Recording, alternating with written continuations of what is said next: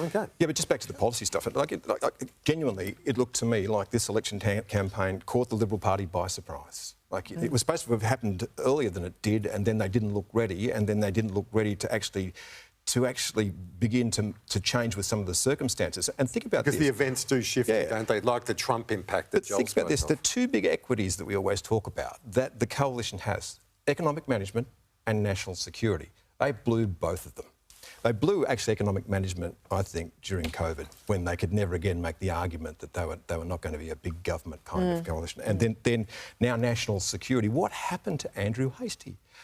Up until the last couple of days, my big question was, has there been some falling out inside the coalition because I haven't seen one of their best performers? Talking about defence, we had a Chinese naval ship lap the country, and we didn't see enough of the Shadow Defence Minister on that. I think the Ben Britton incident, when he said no women in combat and they stood him aside, and then Hastie had similar comments. So, once again, showing being overly cautious, being risk-averse. Although... Not just... He should have just got up and said, oh, look, you know, I said what I said, but this is our policy and that's it, and let's move on. But that's what he did say. The problem was it took him 3 weeks to say it, at which the 3-week period he was out of the news cycle. And I might say that a comment was made to me by a senior person in the coalition. We're ahead 23 points on national security, so why do we have to make the defence policy a big deal? But it's kind of like, you know, what's wrong with playing to your strengths? I think we've all assumed that the reason Andrew Hastie wasn't allowed to be in public was his comments about women in combat. I think that's, the risk. I presume the risk was we know that the coalition parties have a problem with women voters. That was accentuated. Well, it's no, that women voted. No, stating that as a fact. Look at the news poll. Women voters are increasingly not voting coalition. His comments added to that. Don't you had the work from home debacle, which alienated women. As truth, okay? They're just statements. What I'm saying is I think the risk was that it would further alienate women voters in addition to the work from home backflip.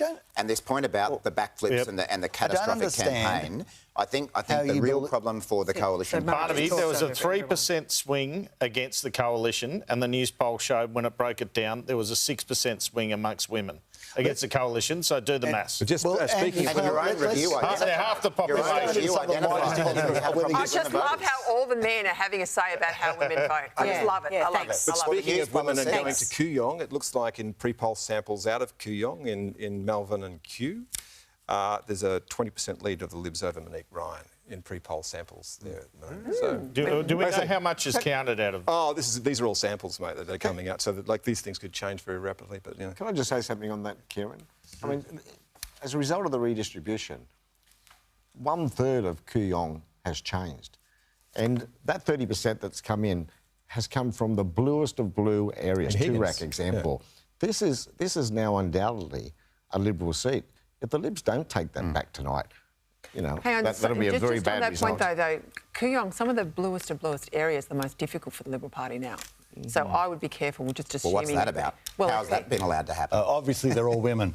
Well, because when you've got a bit more money in your pocket, you're maybe not focused on things like cost of living. You've got an ability to look at other issues. Well, and if the election's about cost of living, you tell me how you guys keep losing poor old seats where people are struggling. I think the really interesting thing will be tonight whether the strategy that Peter Dutton pursued, and I know you encouraged him to pursue, Peter, of ditching the teal seats for the outer suburbs, whether it pays off. Don't verbal